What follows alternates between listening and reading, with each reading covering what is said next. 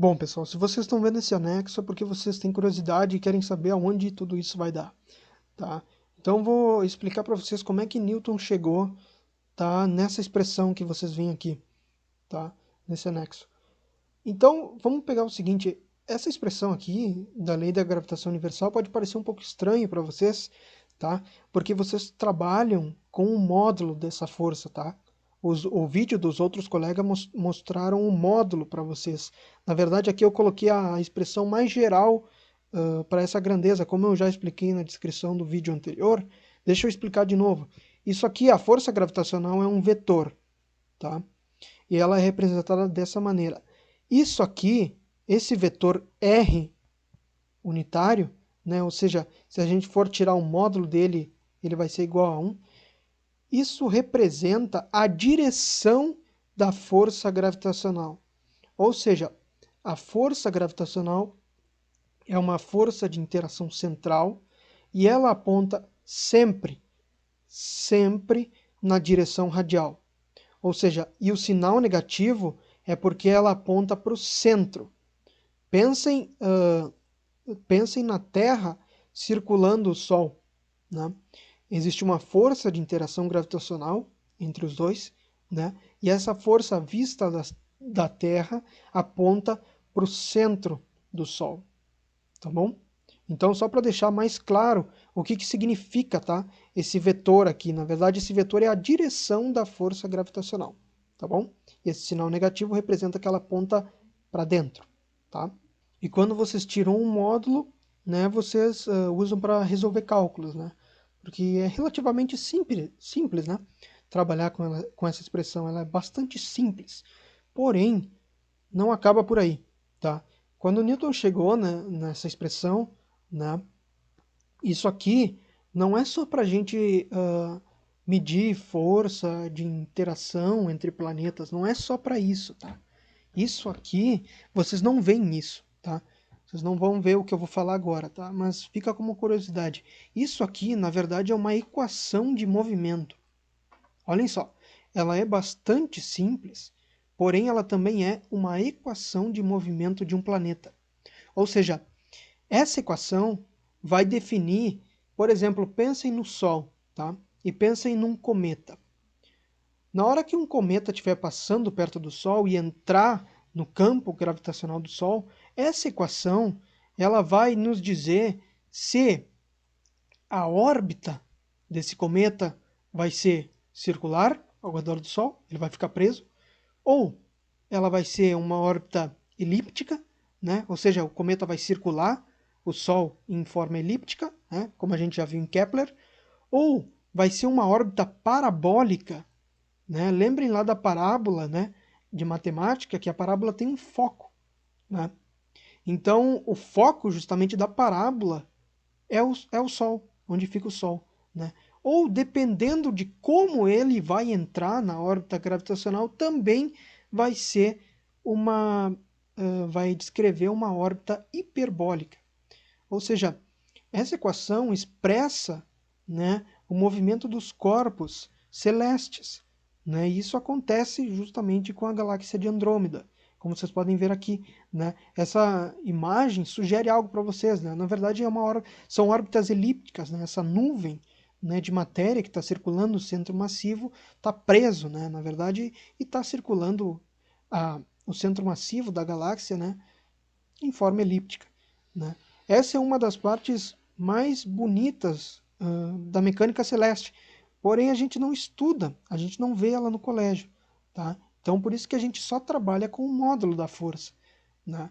Mas lembrem, isso aqui, além de representar, fazer cálculos, né, fazer cálculos, ela também representa uma equação de movimento.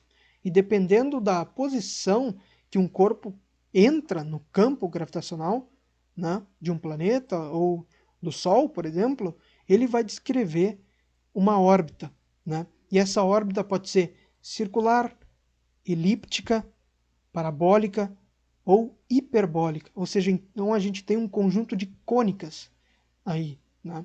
E essa equação define um conjunto de cônicas que a gente vê em matemática. Notem só que interessante que é isso, né?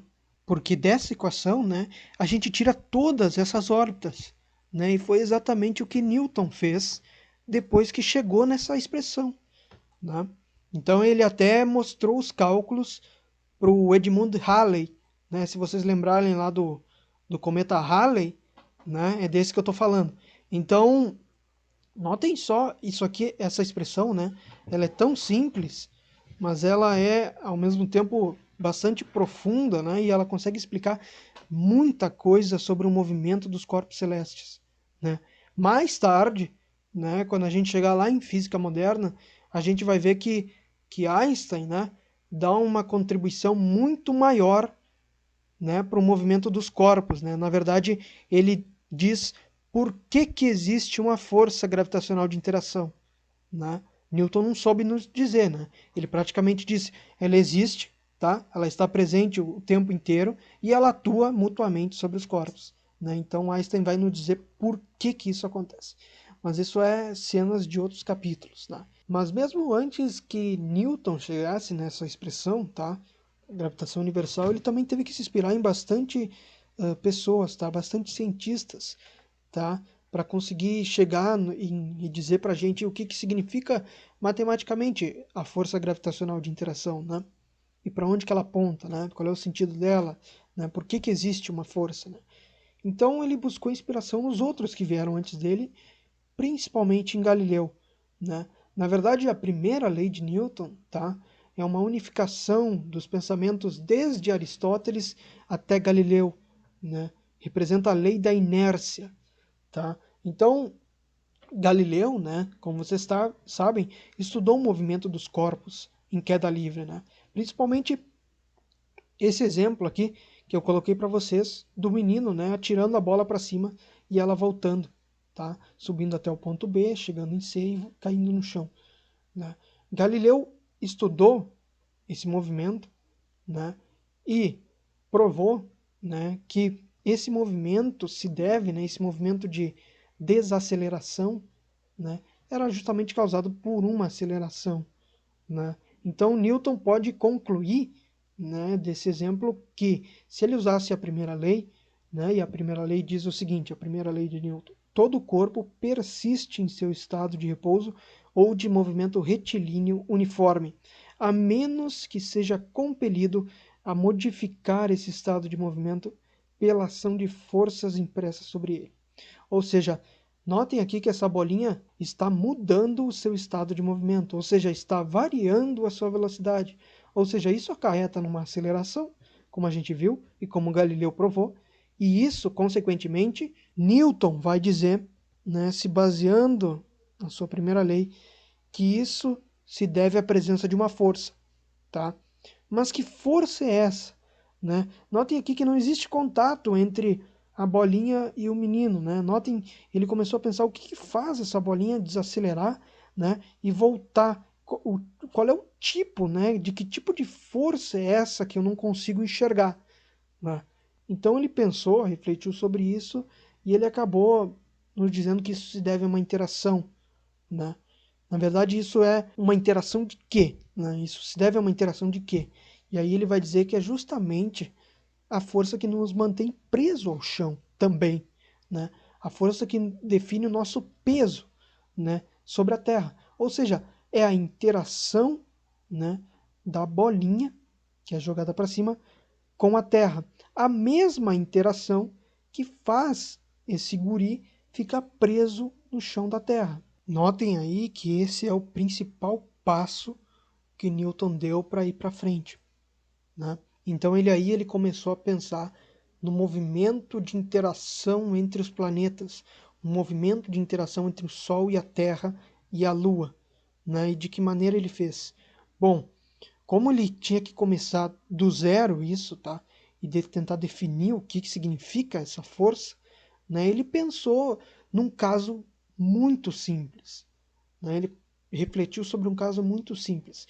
E ele pensou na seguinte maneira: vamos imaginar que a gente tem a Terra aqui fazendo agora um movimento circular. Lembrem lá que eu mostrei para vocês na aula anterior, né, dos modelos planetários, que a excentricidade, tá, da órbita elíptica da Terra é bastante pequena. Então, o que Newton fez? Newton fez uma aproximação e definiu a órbita da Terra como sendo circular, né? Com raio R. Por que que ele fez isso? Justamente porque ele já conhecia o movimento circular uniforme. Ou seja, ele definiu o movimento da Terra como sendo um movimento circular uniforme, ou seja, MCU. Então a gente já sabe que aí a velocidade da Terra, né, a velocidade tangente, né, a trajetória que a gente viu antes, é constante. Então ele fez essa aproximação, ele já sabia dos dados de Kepler, né, se baseou neles e tentou ver se ele conseguia achar uma expressão para essa força, né? E ele pensou da seguinte maneira: vocês sabem que a Terra, né, como a gente já viu, ela está caindo, né? Como essa bolinha está caindo para o centro da Terra, né? Então essa Terra ela cai em direção ao Sol, só que esse movimento de queda gera uma órbita circular, né? Porque justamente existe uma força, né? A gente já viu isso. Mas ele pensou assim: bom, usando, né, a sua primeira lei, ele diz: todo corpo persiste em seu estado de repouso ou de movimento retilíneo uniforme, a menos que seja compelido a modificar esse estado de movimento pela ação de forças impressas sobre ele. Ele já sabia que isso era uma interação, né? E sabia que a velocidade está variando não o seu módulo, mas a sua direção e sentido. Isso emprega automaticamente em uma aceleração e, pela primeira lei de Newton, a gente tem uma força, né? Novamente, essa é a mesma força que interage com a bolinha do nosso exemplo, né? Então, notem como isso é interessante. Então, ele já sabia que existia essa força no MCU, né? Então, a gente sabe que, usando, novamente, a segunda lei de Newton, né, ele vai dizer que existe uma força, né? E essa força é justamente aponta para o centro do Sol, né? Então eu coloquei aqui que a força resultante vai ser igual a menos, tá? Em vetor, tá? Menos a massa da Terra vezes a sua aceleração. E a gente já sabe que isso é uma aceleração centrípeta. Newton fez essa aproximação da órbita circular porque justamente ele conhecia, né, a expressão dessa aceleração em função do raio e da sua velocidade orbital, né? Notem só que interessante, porque a gente também sabe isso, né? Então a gente vai aplicar isso. Só que quando Newton definiu, tá, que essa força gravitacional é uma força de interação entre corpos, né? Qualquer corpo interage com o outro, né? Ou seja, aquela bolinha interage com a Terra. Ou seja, ele também diz que, na verdade, essa bolinha interage com a Terra e a Terra interage com a bolinha, né? Porque isso é uma presença característica de cada corpo, né? Ele definiu como sendo uma característica de cada corpo, essa interação, né? Então, justamente voltando ao nosso exemplo da órbita, ele concluiu da sua terceira lei, né, que toda ação, tá, corresponde a uma reação igual e contrária. Ou seja, as ações mútuas de dois corpos sobre o outro são sempre iguais e dirigidas em sentidos opostos. Ou seja, o que ele quer dizer com isso, né? O Sol interage com a Terra, porém, a Terra também interage com o Sol. Ou seja, essa força de interação ela tem que ser dirigida em sentido oposto, porém ela tem que ser sempre igual em módulo. Ou seja, o módulo da força com que o Sol atrai a Terra tem que ser exatamente igual ao módulo da força com que a Terra atrai o Sol. Por que a gente não vê o Sol sair do lugar? Porque justamente o Sol é um corpo muito mais massivo do que a Terra. Então, Newton, partindo dessa ideia, disse que essa força de interação tem que necessariamente ser coerente com as suas três leis, né? Então ele se apoiou nas três leis, se apoiou nos argumentos de Galileu, né? E foi assim definindo para tentar chegar no que significa essa força de interação, tá? Entre o Sol e a Terra, ou a Terra e o Sol, né? Então foi isso justamente que ele fez. Vamos pegar o caso, né? Ele sabia que a força de interação, tá? Em vetor, entre o Sol, que o Sol puxa a Terra, é justamente igual a menos a massa da Terra vezes a sua aceleração. Mas agora a gente já sabe que, como é uma órbita circular, isso é uma aceleração centrípeta, né? E a gente já sabe que o módulo dessa aceleração centrípeta é justamente igual à velocidade tangencial ao quadrado dividido pelo raio da órbita, né?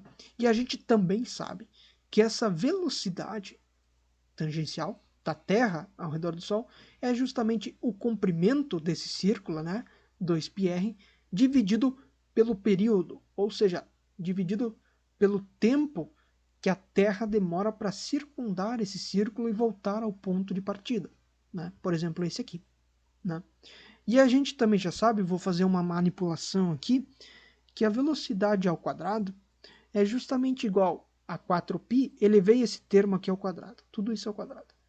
A velocidade ao quadrado vai ser igual a 4π ao quadrado vezes r ao quadrado dividido pelo período ao quadrado. Tá? Isso, consequentemente, vai implicar numa aceleração centrípeta. Eu vou reescrever esse termo em função do raio e do período. Então, a gente tem aqui que a aceleração centrípeta é igual a 4π ao quadrado vezes o raio dividido pelo período ao quadrado. Tá? Eu sugiro que vocês peguem o caderno de vocês e copiem essa expressão da velocidade e joguem ela aqui dentro. Vocês vão ver que vocês vão chegar nisso aqui. Tá? Então, se eu for pensar no módulo da força de interação gravitacional entre o Sol e a Terra, justamente aqui, represento sem a flechinha em cima, né? Para ficar mais fácil de manipular os cálculos, né? E eu vou trocar o valor dessa aceleração centrípeta por esse, né? Eu vou chamar isso aqui, a aceleração centrípeta, vai ser igual a isso aqui. Então, substituindo, fazendo uma substituição, a força de interação entre o Sol e a Terra vai ser justamente igual a 4π ao quadrado vezes o raio, dividido pelo período ao quadrado, vezes a massa da Terra. Tá? Então, foi isso que Newton acabou chegando. Tá? Então, ele acabou vendo o seguinte, que como essa força de interação, né, tá dependendo de duas coisas, tá? Ela depende do raio da órbita e do período com que a Terra circula a essa órbita. Mas ele também sabia e ele tinha conhecimento da terceira lei de Kepler, né? Que sabe justamente que o período da órbita ao quadrado representa a terceira lei de Kepler, né? Então, levado automaticamente à terceira lei de Kepler, ou seja, que o período ao quadrado de uma órbita é justamente igual ao raio do semi-eixo maior, nesse caso é um círculo, né? Então é o raio ao cubo, né? Dividido por uma constante, né? Kepler disse isso para ele. Então ele foi automaticamente levado a reescrever essa força de interação gravitacional entre a Terra e o Sol. E ele acabou chegando na seguinte expressão. Ele trocou o período pelo raio, para escrever tudo pelo raio. Então ele chegou que a força de interação gravitacional entre o Sol e a Terra é justamente 4π ao quadrado vezes uma constante, que essa constante é o que Kepler, né, estava se baseando na sua terceira lei, vezes a massa da Terra dividido pelo raio da órbita ao quadrado. Foi exatamente isso que Newton chegou depois de usar a terceira lei de Kepler para um movimento circular, né? Mas agora ele também tinha conhecimento da sua terceira lei, que ele também conhecia o seguinte, porém, pela terceira lei, ou seja, pela terceira lei de Newton, né, a força com que a Terra atrai o Sol deve ser a mesma força com que o Sol atrai a Terra, e esta deve ser proporcional à massa do Sol. Ou seja, a força com que o Sol puxa a Terra é proporcional à massa da Terra. Porém, a força com que a Terra puxa o Sol deve ser necessariamente proporcional à massa do Sol. E Newton sabia que, pela terceira lei, essas duas forças de interação deveriam ser necessariamente equivalentes, ou seja, deveriam ser iguais. Vocês podem estar pensando o seguinte agora: bah, Pedro, essa força com que a Terra atrai o Sol, né, é justamente igual, é proporcional à massa do Sol, porém, pela segunda lei de Newton, existe uma aceleração, né? Ou seja, o Sol também é acelerado, né? Sim, o Sol é acelerado, tá? Mas eu quero deixar bem claro, tá, o seguinte, que a gente não está avaliando a aceleração do Sol em função da Terra. Na verdade, a gente sabe que essa aceleração é muito pequenininha por causa do tamanho da massa do Sol. Lembrem que a força com que a Terra atrai o Sol tem que ser equivalente à força com que o Sol atrai a Terra. Ou seja, elas têm que ser iguais em módulo, né? Então, Newton sabia disso e sabia de uma coisa mais importante, que essa força de interação devia depender da massa do Sol, né? Ele estava analisando o caso da Terra, ele não estava pegando o caso em que ele analisava a aceleração do Sol, né, devido à presença da Terra. Mas a gente já sabe que ela é muito pequena, tá? Em comparação à aceleração centrípeta, né, da Terra ao redor do Sol, né? Então, Newton tirou o seguinte, ele disse para a gente o seguinte: essas duas expressões têm que ser necessariamente equivalentes. Por quê? Porque senão a minha terceira lei não se confirma, né? Então eu não posso chamar isso de força. Então essas duas expressões que eu cheguei aqui devem necessariamente ser equivalentes, iguais em módulo. Ou seja, Newton concluiu o seguinte, que a força agora de interação gravitacional deve ser proporcional à massa do Sol. Tá?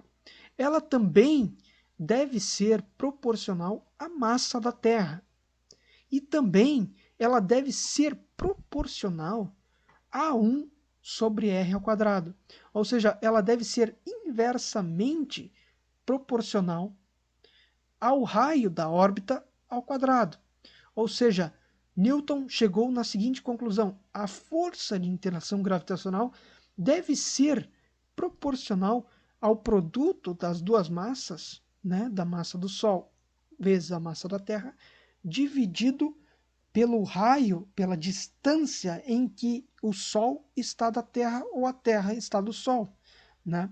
Ou seja, Newton acabou concluindo que o módulo dessa força de interação gravitacional, e eu botei aqui o módulo desse vetor, né, vai ser justamente a uma constante que Newton vai definir como sendo uma constante essa constante ele definiu como sendo a constante de gravitação universal vezes o produto das duas massas de interação dividido pela distância ao quadrado, tá? Essa constante da gravitação universal, tá? A gente determina ela experimentalmente, tá? E ela é uma propriedade intrínseca, tá? Da natureza, tá? Ou seja, se a gente for medir a força de interação da Terra com um cometa, é a mesma constante. Ou seja, ela tem o valor de 6,67 vezes 10 na menos 11 newton vezes metro quadrado dividido por quilograma ao quadrado. Ou seja, esse 10 elevado na menos 11 explica por que a gente não pode ser que nem os Jedi em Star Wars. Ou seja, explica por que a gente não consegue atrair os objetos com a mão. A gente também atrai qualquer outro objeto. Ou seja, isso aqui pode ser generalizado, ou seja, pode ser, por exemplo, a massa do meu computador vezes a minha massa, dividido pela distância ao quadrado que eu estou do computador agora, vezes uma constante fundamental da natureza. E essa constante é válida para qualquer interação, mas independentemente da multiplicação que eu tiver aqui da minha massa, por exemplo, eu acho que eu tenho uns 80 quilos, tá? Vezes a massa do computador, que é uns 5, dividido pela distância que eu tô, que é talvez uns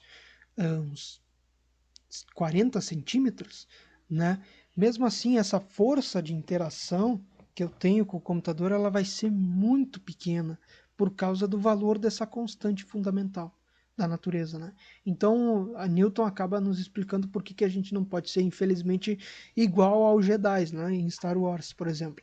E notem o seguinte, por causa que o valor dessa constante é muito pequenininha, vai tornar a força de interação gravitacional entre um corpo e outro bastante pequena, ou seja, a força de interação gravitacional é uma grandeza da natureza que ela se manifesta, ela é muito pequena, ou seja, ela é uma interação muito fraca, né? Por isso que a gente não vê no dia a dia a gente atraindo objetos mutuamente um no outro. É por causa dessa constante, né? Justamente pelo valor dela ser bastante pequeno, a gente não vê isso acontecer, tá?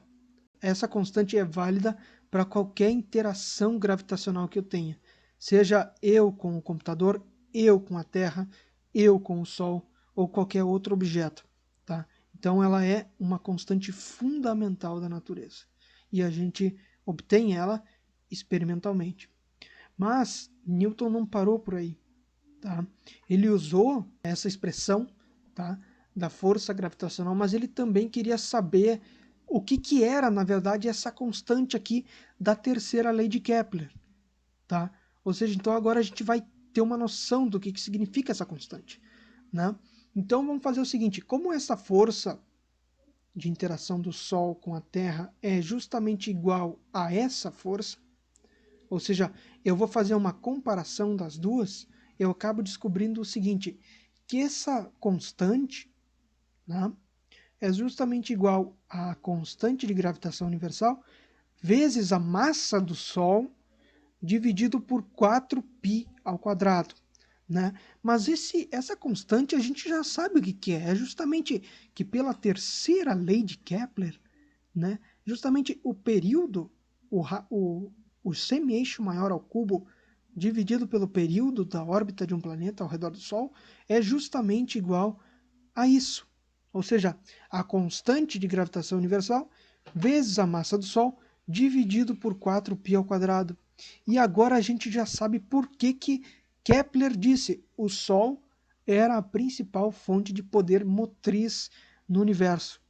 Ou seja, ele indiretamente nos disse isso e Newton acabou mostrando para a gente matematicamente o valor dessa constante. Ela depende da massa do Sol. Né?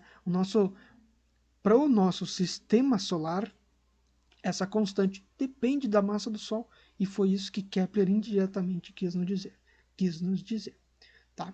Então eu fico por aqui, pessoal. Espero que vocês tenham gostado disso aí. Eu sei que é um pouco matemático demais, tá? Mas foi só para dizer que Newton não tirou do nada, tá? A lei da gravitação universal. Ele se baseou em muitos cientistas antes deles. Até não mencionei alguns aqui, tá?